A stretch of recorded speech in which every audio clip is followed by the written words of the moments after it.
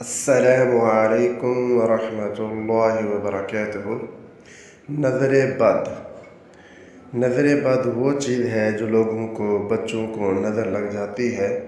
نبی علیہ السلام نے اس کا طریقہ بتایا ہے، جس کو نظر لگ جائے یہ دعا اس پر پڑھی جائے۔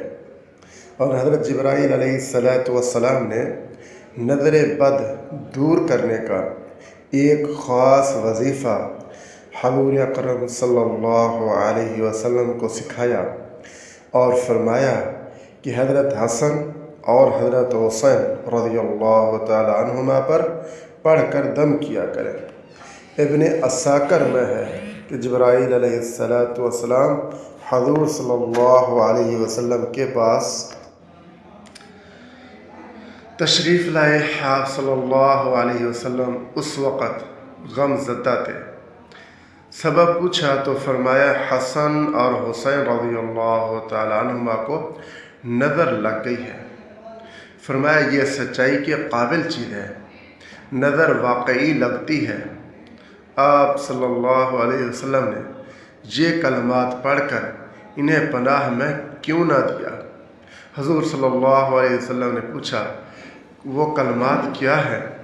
فرمایا کہ یوں کہہ دیں، اللہم ذا السلطان العظیم والمن القدیم ذا الوجہ الکریم ولی الکلمات الطامات والدعوات المستجابات عاف الحسن والحسین من انفس الجن وعیون الانس۔ ترجمہ: اے اللہ عظیم بادشاہت والے، اے اللہ قدیم احسان والے، اے اللہ باعزت ذات والے، اے اللہ کامل باتوں کے والی، دعاؤں کو قبول کرنے والے، حضرت حسن اور حسین کو عافیت عطا فرمائیے، جن و انسان بد نگاہوں سے۔